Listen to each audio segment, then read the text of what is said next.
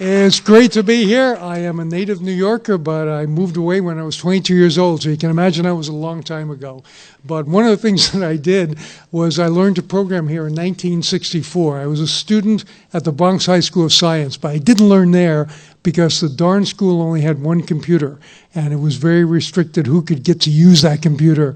So I went down to NYU, of all places, where they had an Atomic Energy Commission computer, and I used to carry printouts with me that on the bus, when people would all look at me, and I thought, I'm this real special guy. I've got these printouts, 132 character, fan-fold stuff, and now I realize they just thought, that's a creepy kid. We better sit on the other side of the bus. Now you walk through, you take that same bus, and every little, teenager's got his face in a smartphone, and they're all, looking up sports scores. And as you all know, they have no idea how they're being tracked. They have no idea what's being done. And my premise is that they should know more. That's the reason I've written this book called Techno Creep, which I'll be signing copies of later. And the reason I think that it's going to get even more interesting, because that technology is going to move into our body. So obvious disclaimer, these views are mine, not my employer, which is a university, which couldn't have a view if it tried. And it's also not the views of my publisher, although they're very good people and probably share my views. They've also published Julian Assange's book and the Chelsea Manning trial information, and they have great books. So, anybody know what that thing is? Yes, close. It's a Kurzweil reading machine circa 1976. And the opening story I wrote in this book was about how I first understood unintended consequences. I was a news reporter. Walter Cronkite had used this machine, which read to the blind, to do his sign-off. For CBS News, this is Walter Cronkite. So I thought, well, I'm working for CBC Radio. I can make it say, for CBC Radio, this is Tom Keenan. And I wrote that out on a piece of paper. And this thing was at the New York Public Library. I went up those big steps between the two lions, found the thing, and I had to do that. And then I interviewed the guy who was the keeper of it. And I said, what do people, how's this work? And he showed me. I said, what do people bring in to read? And without a moment's hesitation, he said, pornography.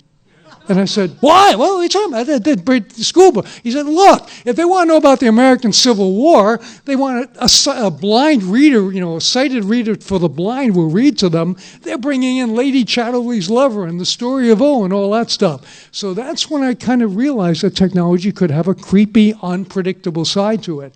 And I followed it ever since. And that whole image of these tumescent guys sitting there next to the machine with their headphones on in the New York Public Library never really left me. I want to give you a definition of what I mean by the body here and also an attitude. So this is a page on crack.com that talks about aura photographs and how to fake them. The aura is a concept known to hippies and other new agers, and he then goes on to give explicit instructions on how to make convincing photos. Well, first of all, my definition of the body includes the aura. So we're going to have the things that are near to your body, touching your body, in your body, but also I have that same skeptical attitude about a lot of technology that this guy has about aura photographs. Let's start by giving praise to Kevin Warwick, a very brave man who in 1998 had an RFID chip implanted in his arm. I asked him to send me some photographs for TechnoCreep of that. He sent me this. I did not use it because if you look at it, the angle from which it's taken makes Kevin look like he's getting an adult circumcision. Look closely at the photograph. He's not. He's getting the chip implanted in his arm. However, the circumcision maybe isn't too far off because I heard Kevin speak about this chip, and he said, it's great. I can control this remote control arm. And he sent me a photo of the arm as well. And I actually saw him once do a transatlantic hookup with his wife. And I'll just leave it at he probably invented teledildonics on that very day because the wife was there and we couldn't see her on camera, but we could see what Kevin was doing, and she seemed very, very happy about the whole situation. So that was indeed the dawn of teledildonics. We've come a long way since then. Of course, I can't see anyone, so this is kind of moot, but would you raise your hand if you had, or your real or your bionic hand if you're already chipped? Are any of you chipped? I sat next to someone earlier in the week who was chipped. Anyway, the chip, the idea of embedded chip caught on, sort of. There's a beach club in Ibiza that used it. I couldn't figure out why, and I watched the news report. It's pretty simple. They're wearing just about nothing. They have no pocket for a key or a credit card, so having the chip in there allowed them to walk around essentially nude, but also to get into the VIP area and to charge things. There was a U.S. patent issued way back in '91 called Method Enabling Dental Identification of Humans and Animals, in which a chip could be put just below a filling in your tooth. And there are these persistent rumors that Obamacare is going to chip us, that for some healthcare reasons we're going to need chips. Well, they're sort of true. Way, way back a few years ago, the FDA did approve computer chips to be planted in humans. And just to show you the size, next to a U.S. penny, something we don't have in Canada, and which Australia got rid of several years ago. But that next to a penny, that's what the chip looks like. We do it to our dogs. We do it to cattle up where I live in Calgary. Apparently, we're doing it to Grandma down in Florida, too. Company called VeriChip, which is now turned into Positive ID, chipped 200 Alzheimer's patients in a trial down in Delray, Florida. And a couple of things happened. First of all, there was no security, so it was trivially easy to clone. So obviously, if any of you became grandma or grandpa, you would be making everybody have the same ID, and so there'd be thousands of you running around the store or the old age home confusing everybody. The nature of RFID is you have to chase the patients with a reader, and that wasn't really very good. There are stronger RFIDs. I was at a conference in Geneva that was quite humorous because they had RFIDs in a conference badge, not like these cheap, flimsy ones, and it was very highly secure, but beautiful, I should say, quite lovely. The ones in Geneva, they actually made you hold it up to a reader, and your photo came up. And the protocol was if you matched the photograph, you were let in. If not, there was a soldier who would shoot you. So it was a pretty high security meeting. And halfway through, a rumor spread that, in fact, these things were being read from a distance and that they were keeping track of who was meeting with whom in the halls and all that type of stuff. And the United Nations, which was running the meeting, called a press conference. And they said basically, oh, yes, they are the whatever type 2 RFIDs, and we could read these from 10 meters away, but we're not doing that. So don't worry, we're not actually keeping track. But, the reality is a lot of people feel that this is an invasion. There's a whole book by Catherine Albrecht called Spy Chips on how Walmart wants to put chips into us and track us. And it was what really kind of killed this project, and it is sort of dead now, is it got labeled by the religious right as the mark of the beast. Conspiracy theorists are pretty sure that Delray Beach firm is developing the Antichrist. Well, once you call something the Antichrist in America, it ain't going too far too fast, right? So, the reality is that the project is certainly slow, but it ain't over. First of all, parts of many of us, hopefully no one in this room, are already tagged. This is, in fact, a breast implant. Breast implants have RFIDs in them. Some do.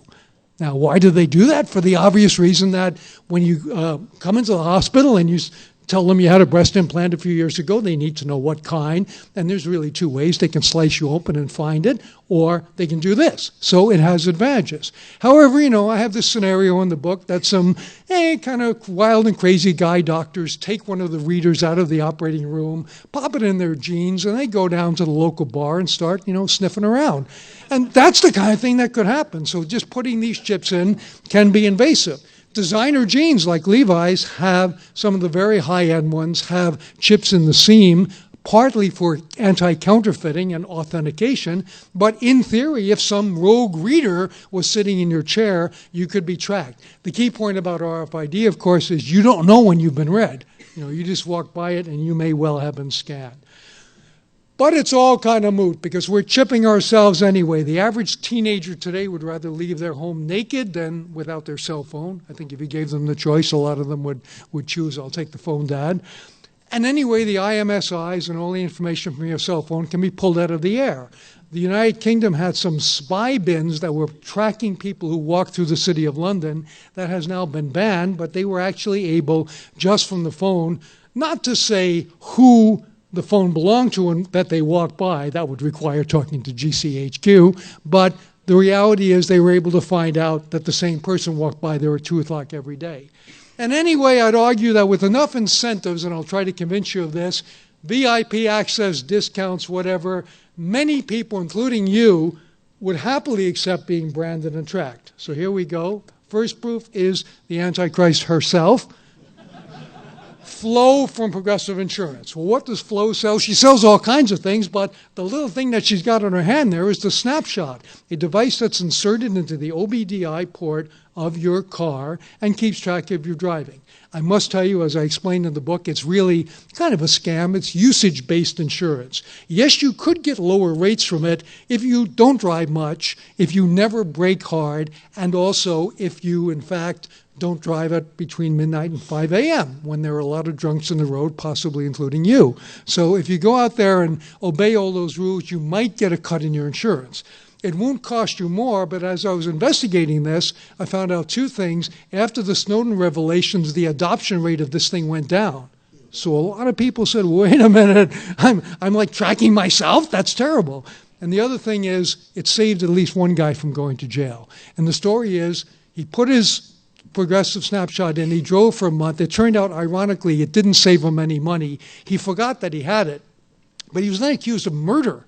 And in fact, he was able to prove by asking Progressive to produce the records of where he was, that he could not have committed the murder. So that was the evidence that exonerated him. So there's at least one person who's happy. And I would say with a lot of these technologies, there's one person who's happy and 50,000 people who are screwed. So, my favorite example, a nice woman in Ontario bought a lottery ticket recently and forgot about it. Kind of sad because it won $50 million.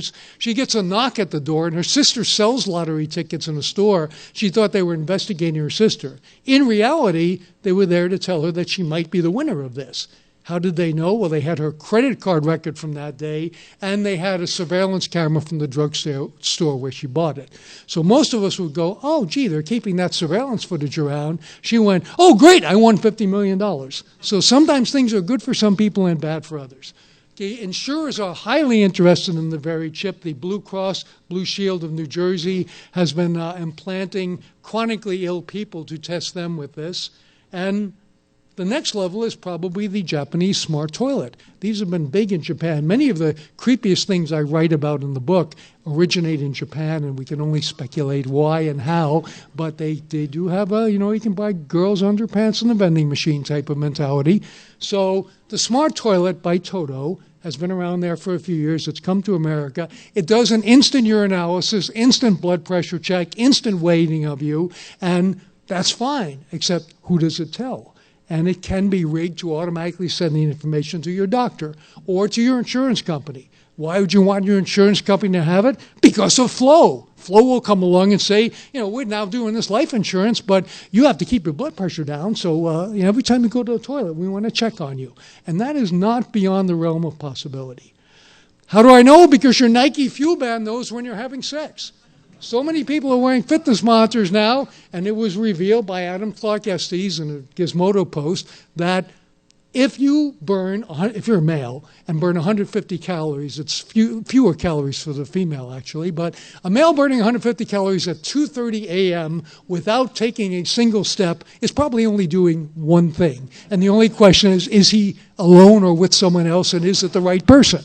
Now, if that information was then shipped to, your Facebook profile or your doctor or something else, it could get very interesting. So we do know now that your Nike Fuel Band knows when you're having sex. If I haven't got you yet for why you might want to be implanted with a chip, there's this whole thing called recreational marijuana. Well, yes, it turns out they only want to sell that to people, particularly in states where it's medical marijuana, who are authorized to buy it. So there is a suggestion of a green machine that will automatically check your chip and make sure you are the authorized vendor. So the reality is, I guess what I'm getting at is, if I keep raising the ante and give you more and more incentive, like recreational marijuana, you might want to go there. Another possibility, I know most of you don't care about your jobs, but if you did, you might need to sort of be branded to actually keep your job. This is Regina Dugan, who used to run DARPA and works now for Google via Motorola.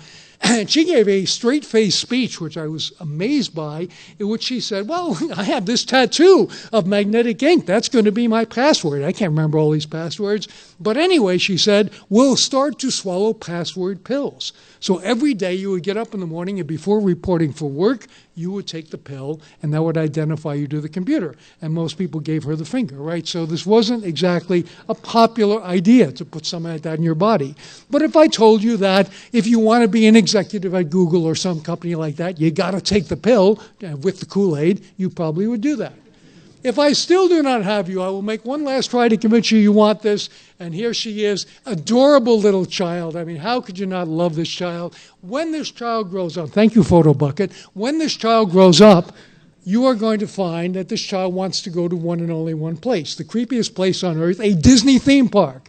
Disney theme parks have tunnels under them with little teenagers who come up and pick up all the garbage. They have tunnels that have characters in them. It is alleged that occasionally the characters do rude things under each other's costumes. Stuff happens in those tunnels. They're called the utilidors. However, on top of Disney, they now have something called a My Magic Band. How does this thing work? You go there, you pay them money, they sell you this band, and it gets you into the park. So it's your ticket. But it doesn't stop there. It also tracks you through the entire park. And so that little girl, let's call her Sally, has come with you. You're holding her hand. Her little tiny wrist has the magic band on it. And then suddenly, Minnie Mouse is appearing on the horizon. And Minnie gets on her iPad. Sally is approaching now. Her favorite character is Minnie Mouse. Her remaining spending limit for today is $43. So underneath from the thing comes the $40 jumbo Minnie doll. Because the reality is that they know all about you. If you're on the Disney property, they track you. The other thing about it, though, is that you don't have to get it.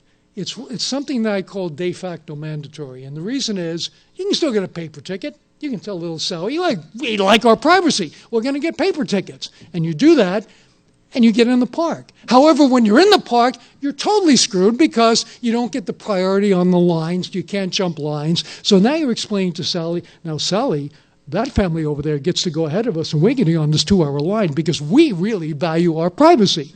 It's just not going to wash. Sally is going to give you the finger even at the age of 5. I understand that at DEF CON this year there will be several people who will be reverse engineering the wristbands and presumably selling some that give you lifetime access to all Disney theme parks. So stay tuned for that. Anyway, in researching Disney, I discovered the biggest thing of all, why no one ever farts at Disney World. There's a patented machine called a Smelitzer. That's a photo of it. It doesn't look like much, but it's the reason that you only smell cookies when you walk down Main Street, USA, because they bake the cookies off in a factory somewhere, but they pump out the cookie smell. And when you go on the haunted house, they pump in the musty house smell. And Pirates of the Caribbean has the sea smell, and on and on and on. And of course, farts don't stand a chance against those smells that are constantly being belted out by something that is actually called the Smelitzer. That's what the Disney people call it. In looking at this, I found that the whole world is being manipulated. We're being led around by the nose, even in funeral homes. The next time you have the misfortune to go to a funeral, hopefully not your own, take a deep breath and you will smell cinnamon. Because almost all funeral homes cover the not very pleasant odor of decomposing flesh with cinnamon. Sports arenas use it widely. The St. Louis Rams, most people deny. Most companies deny using this technique. The St. Louis Rams admitted it and said, not only did we do it, but when we pumped the smell of cotton candy into the whole arena, our concession sales went up, not just for cotton candy, but for hot dogs and drinks and everything else. It's known that the Barclay Center in Brooklyn has a signature smell that they pipe out to cover all the sweaty people from New Jersey who are coming in there going to games. Sorry. Nightclubs. A number of nightclubs have custom smells. There was a premiere of the movie Willy Wonka and the Chocolate Factory. It has special chocolate smell. Even Holiday Inn, not the classiest. Probably a lot of you are staying at Holiday Inns.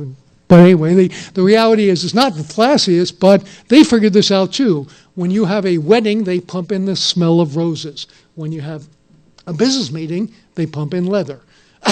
And speaking of smell, there's a lot in the book, a whole chapter called Sensor Creep. Like, the chapters are simple, nice simple titles. Camera creep, sensor creep, and so on. Well, part of sensor creep is urine. I mean, let's face it. Somebody once told me if the people with urinary incontinence were stretched end to end, they would reach 3 times around the world. babies, teenagers, adults, and so on. A Spanish company called Siempre Secos now has a sensor that goes in the diaper to alert care staff or parents or whatever when baby is wet. And in fact, there are sensors everywhere. Which brings us to something some of you may have seen, that your behavior is being tracked. When you go out and buy something on Amazon, it always suggests other stuff.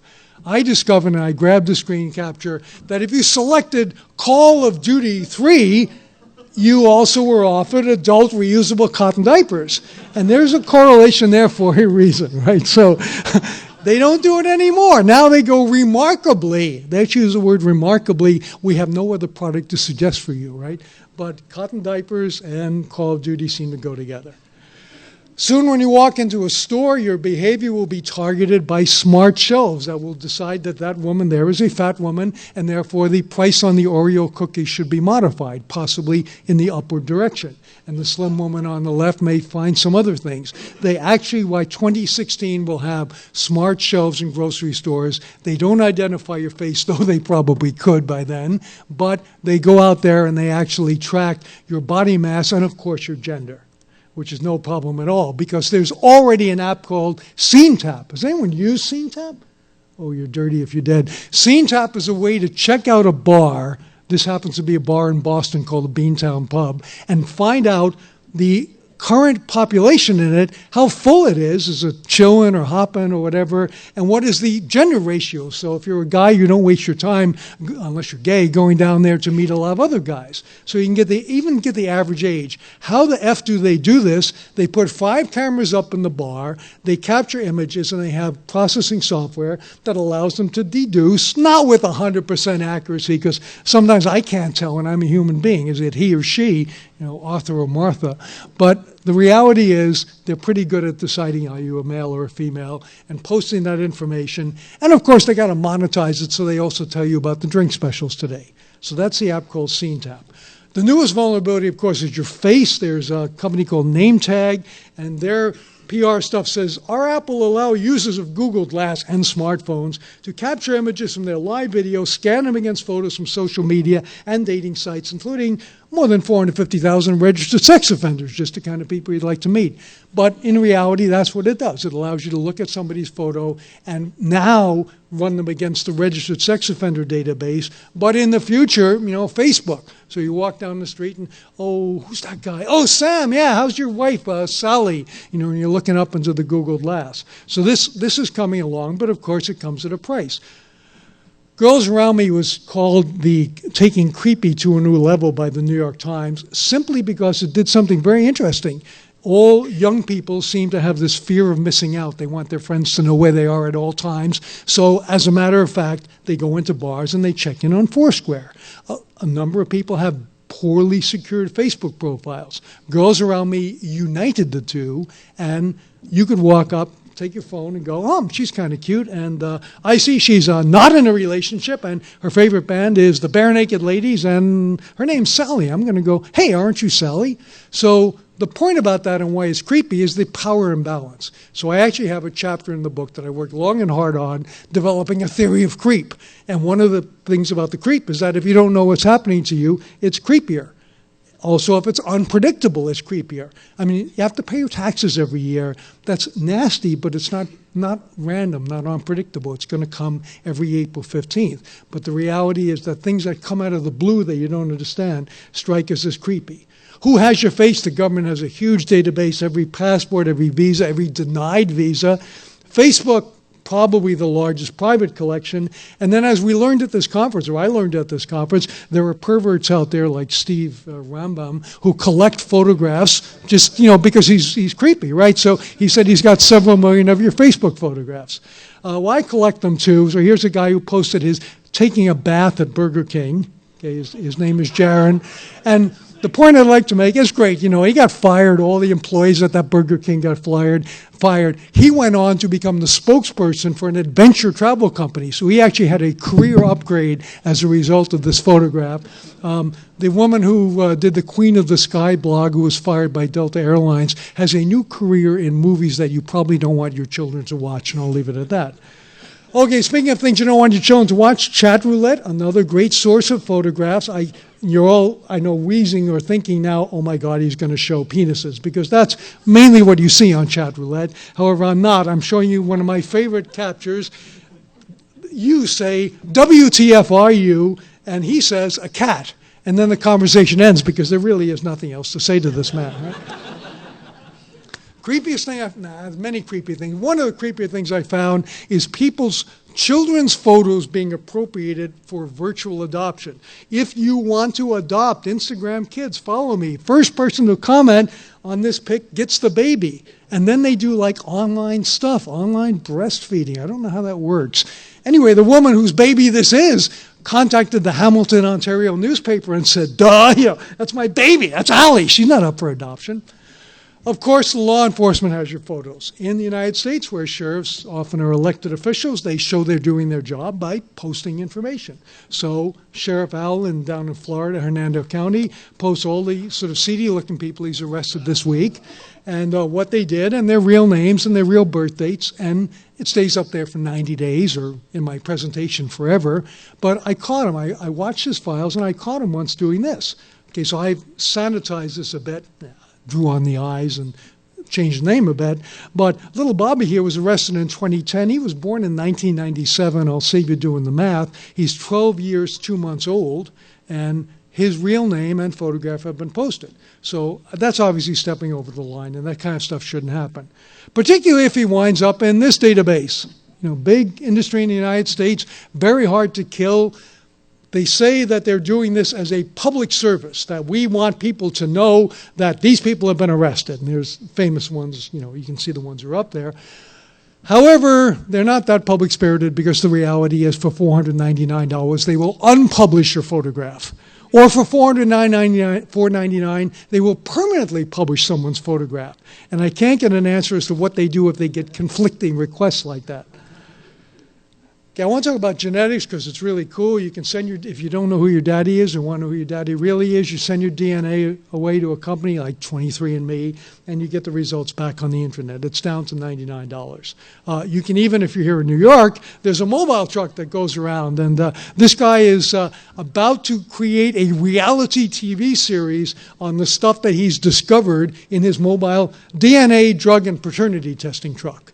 And his real story is that he couldn't afford an office, but he had an RV, so that's why he does it this way. But his TV show is going to be called Tales of the Swab.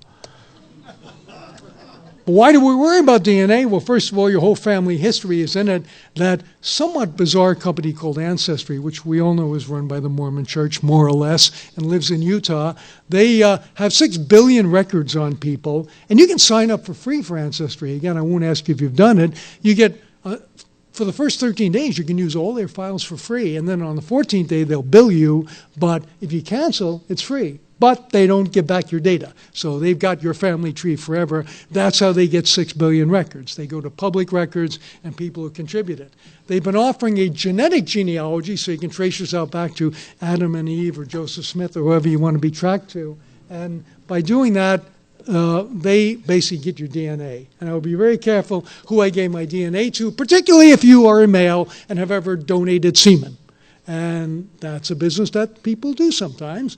And I can tell you that there is now a technique. A 15-year-old boy was able to find his sperm donor father solely from DNA information and without the father ever having given up his own DNA. And the reason is he had some circumstantial information, like where he went to school. He had his own DNA, of course, and he was able to find other men who had the same surname as his father, and eventually the phone rang, and it's, "Hi, I'm 15, and it's time to pay for college soon." Well, the reality is that that could happen. There's a sperm donor in New York who has apparently 293 children running around out there. His semen commands a premium, as it turns out, because parents who have used it, mothers who have used it, want their siblings to be genetically related, so they actually bid on his bodily fluids, which are kept like fine wine in refrigerators. And there is actually a trade in human semen, if only because if you're Cleveland, Ohio, to pick on a city, you don't want everybody getting inbred there, so you got to trade some with California or something. So there actually is a whole creepy world. But I did find one sperm bank that has a selector, so you can go, I want to know the race of the donor, I want to know the education of the donor, PhD or whatever, and you can even submit a photo like Brad Pitt. So I submitted Brad Pitt, and it gave me some supposedly lookalikes. It didn't actually show me their photo, so I had to take it on faith. So being a good computer scientist, I specified should also be Negro, and at that point, they were African American, I guess they said. At that point, they said, we don't have a really good match for you. So it is doing something, we just don't know what. Why is that woman in love with her printer? I put this in because there was a great talk, I don't know how many of you heard it, on biohacking, and the young people, I was going to call them kids because one looked like he was 12, but the people who did that talk last night, who I have a lot of respect for, are kind of like we all were when we were first getting computers. Anything's possible. Well, yes, anything's possible, and you can print something that will wipe out the world. Let's be careful about that. So the reality is that it's getting quite consumer friendly to mess with DNA just as it is with 3D printers. I didn't write in this book, maybe I'll write another book about DNA hacking. I did write about 3D printers. Okay, so obviously there's the gun. I mean, now there's much better ones, metal sintering ones, but he was the pioneer. That's the guy from Defense Distributed. But then I thought, let's get into the bio realm. So I called a wildlife sanctuary in Arlington, Tennessee, who had a duck whose foot was backwards. And they turned it around surgically. Actually, they amputated it, and they made a 3D printed foot for this duck whose name is Buttercup. And I think I spent an hour on the phone negotiating the rights to the photograph of Buttercup. So Buttercup appears courtesy of the Feathered Angels Waterfowl Sanctuary in Arlington, Tennessee. And I thought, that was a good day's work, but what else can I do? So I called a buddy here in New York who runs a company called Maker Love. Maker Love is a repository of open source sex toy designs that you too can make on your 3D printer and be spared the embarrassment of having something come in the mail that you don't want to have come in the mail. Anyway, I said, look, what do you got? He said, I got the dildos, I got this, I got that. I said, no, I got to have something like, for the book, I got to have something special. He said, well, we did recently have a contest. Okay, we have a vibrator cover that has Sigmund Freud's head on it, and that's a standard item for us. But we said, let's pick somebody else, somebody new. So my book is the only one to have Justin Bieber dildo in it. That is the head of Justin Bieber as realized, and you can download the plans for that, and you can have. And I had to interview him, and I said, "Do you actually think people want to masturbate with this?" And he said, "I think there's an ironic element here, Tom." Remember Furby? Okay, Furby, great little story. Not really too relevant to this talk, but let's tell it anyway. In the book, I have the letter from the National Security Agency that says all recording devices, including toys, especially Furbies, are banned from our building. It is true the NSA banned Furby. Why? Because they thought that Furby would go and listen, because Furby's key proposition was that it came speaking only Furbish, but then it learned English as you touched it. And one great blog post said, as a matter of fact, you could read the thing Portuguese porn for 2 days and it would still say, "Pet me more," or some word like that.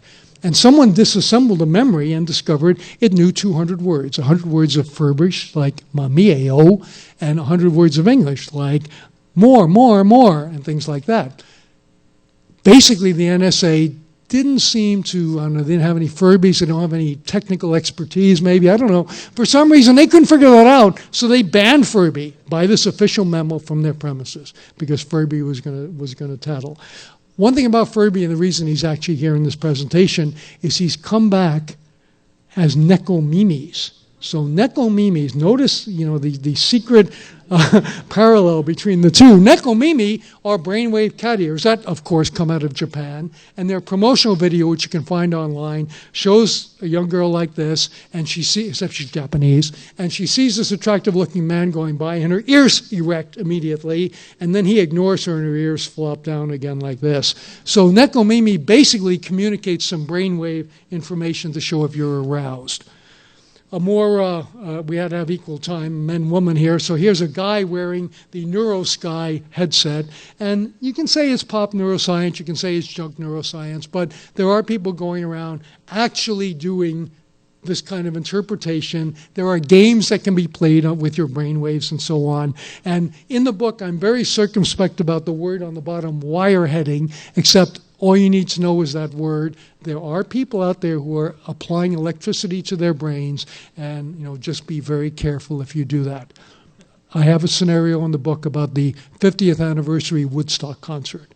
And basically I say in the book, well, Woodstock, I didn't make it to Woodstock. Our car broke down on the way, but that was 69. And in 2019, there'll be a 50th anniversary concert up in the same place.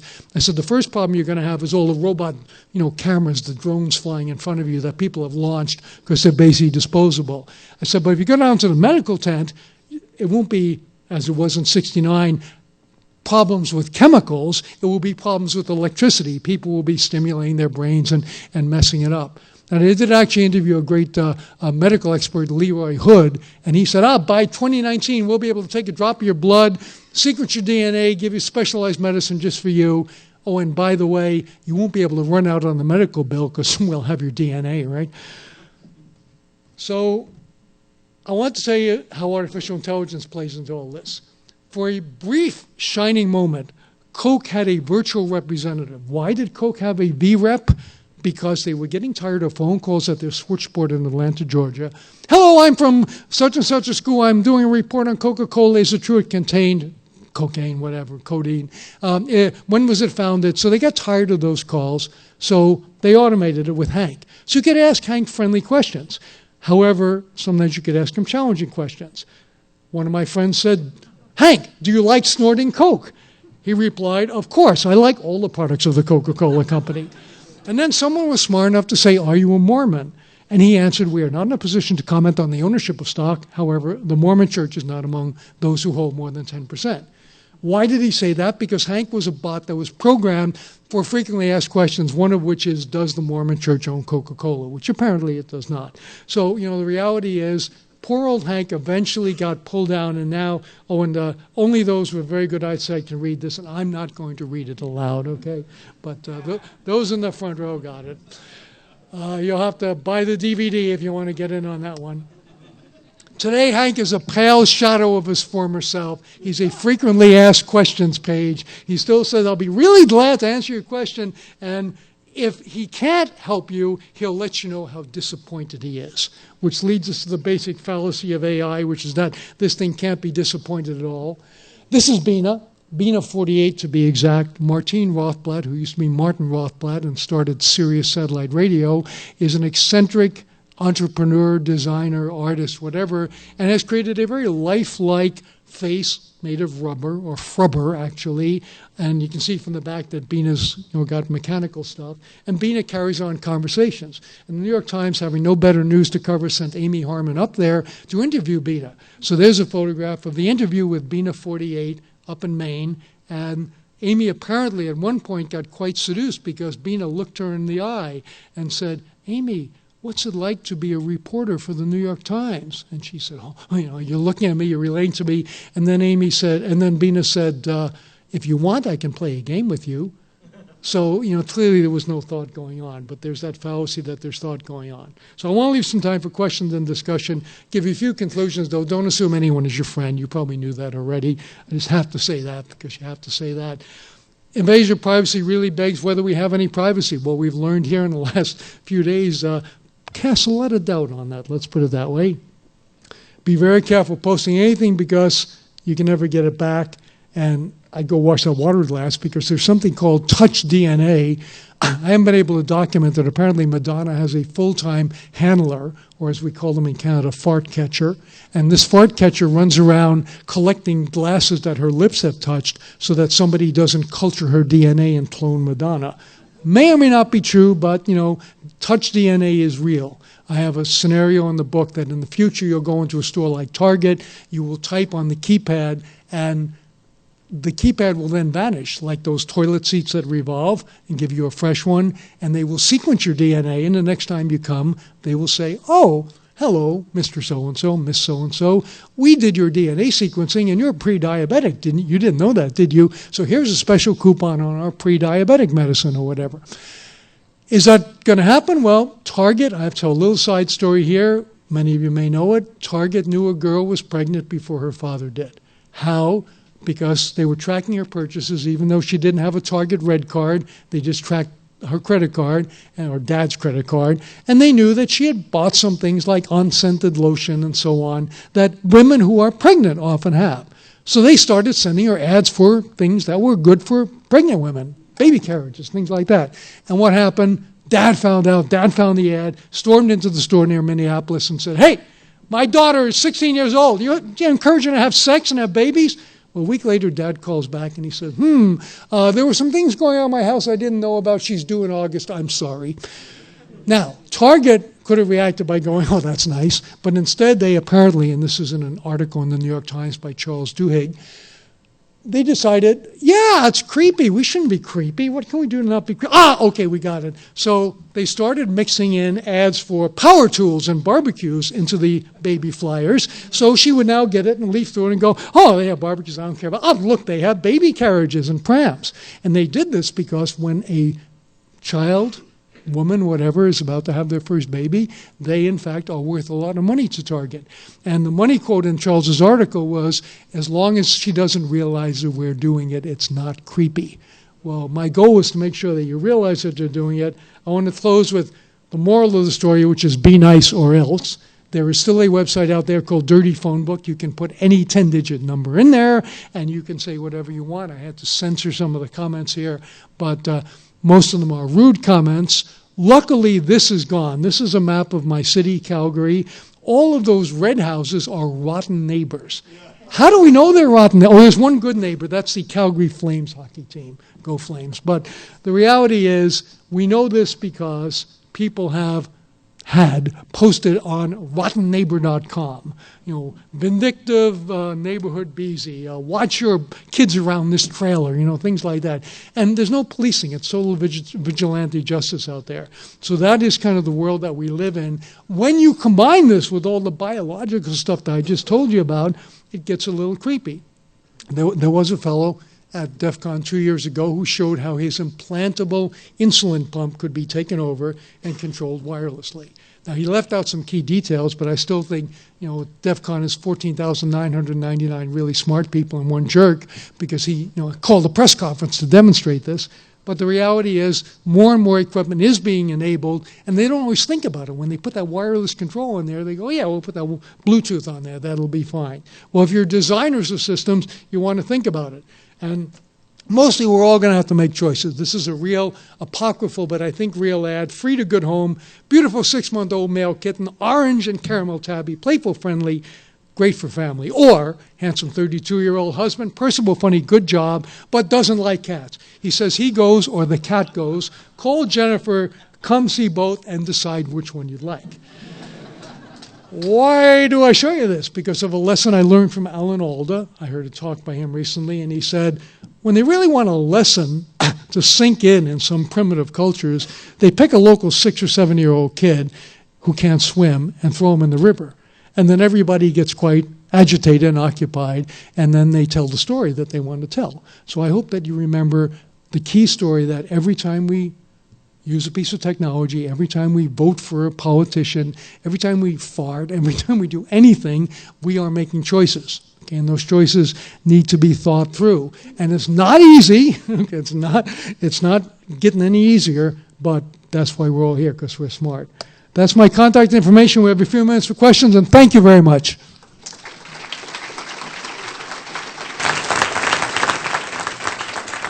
Let there be light. Let there be light. And I'll be signing books in the back. Let there be light. Do we have a little bit of question time here? We do, yes. Yeah, please come to the mic. Yes.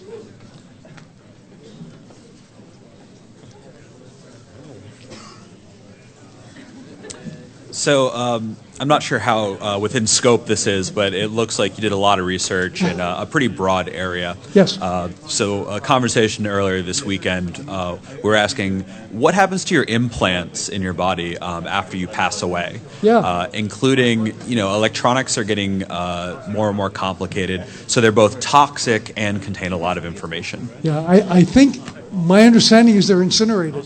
Okay, that basically they go with the body. Yeah. So even like creepy chemicals like lithium batteries, you think they just go in the oven?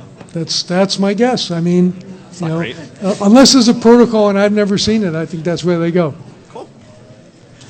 Hi, my name's Jeff. I'm a fellow Canadian. Thanks very much. Yes, yes. I throw you out a fun one because it's been 10 years I've been working in real-time location systems and everything creepy that you've talked about. The previous startup I was working at was doing essentially Google Street View Live, where you'd stick a camera in your window, film a public area, and have that shared, which was a lot of fun.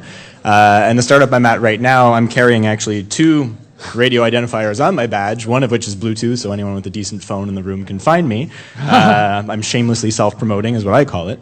And another one which is a proprietary radio, which is a little bit more subdued and harder to find.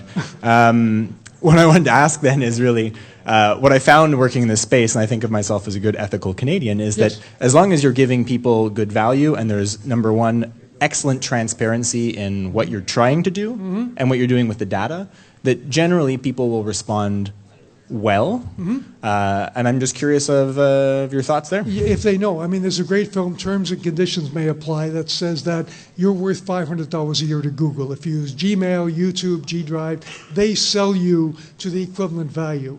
And one might think that there's an option to give them $500 and not have them do that, but there's not. And that's what's creepy, right? And as somebody pointed out yesterday, even when you delete a piece of mail in Gmail, it's still sitting in the all mail folder. When you take, Facebook strips off the location data if you happen to send a photo with location data, so when it's posted, it's not there, but they have it.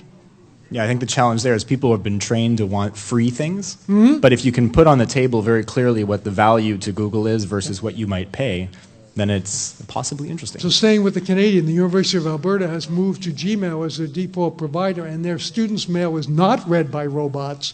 And Google agreed to that, and for free, on one condition, that when the students leave, they'll still be Gmail customers. So they basically keep them as a customer. Thanks. Yeah. Hi, Tom. Ed, I got to meet you right before the talk here. Yeah. I had one brief statement and one brief question. I just wanted to defend, Hope in 2600. We have done a lot with RFID badges, including the last index, open, releasing an open source. Badges. So I just wanted to get that on record. For those who don't know, badges are a thing at DEF CON, right? And my question for you was, in your book or through your research, I happened to join a military branch as the year of 1994. And there was always rumors at that time that when you got your wisdom teeth taken out, that something was implanted. I don't know if it was RFID chip exactly, but it was pretty much a common thing we talked about. And when we get that, you get that headache. Oh, yep, that's it. Yep.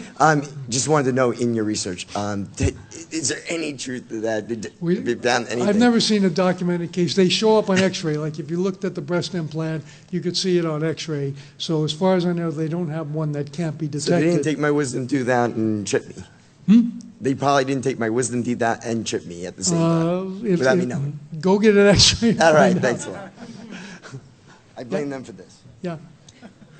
Hi there. I am a glasshole. And, Oh, good. Yes. Welcome, glassholes. This is a subject that I guess is a little relevant. I get into debates often about the camera on glass specifically. You could divide people with glass into kind of 2 camps. You have people who are very, very adamantly pro-camera, and you have people who are ambivalent. The ones who are pro-camera say that people think it's creepy now, but the societal norms and the way people act and the way people perceive stuff will change over time. What's that on your arm? It's a smartwatch. I suspect that I suspect it will eventually hit some hard limit. There is some. That there might be some level of creepiness that's baked into the human or primate condition. What does the research show? Okay, so what you have to think about, I have in the book the first first arrest recorded on Google Glass, and it was posted instantly to YouTube. And what's interesting about it is it's a takedown of some drunk in Atlantic City.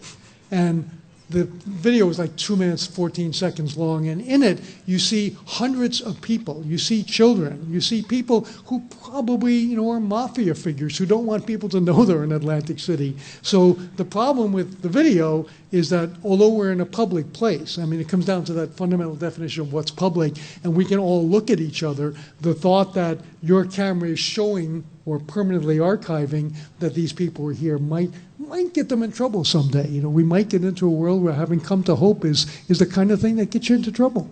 You think I could?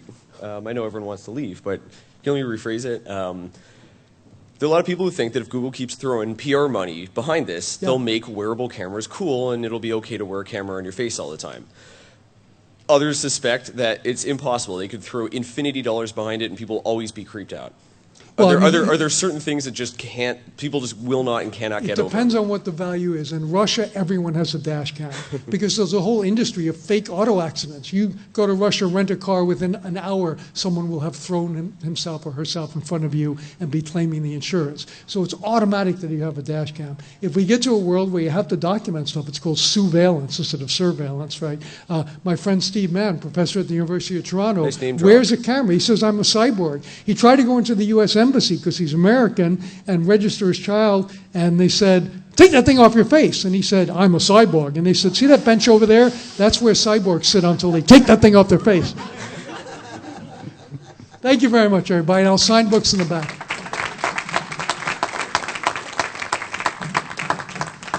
Thank you. And that's it for this room. Go next door to the Manning Room for our closing ceremonies. Thank you, Serpico Room. You were good to us.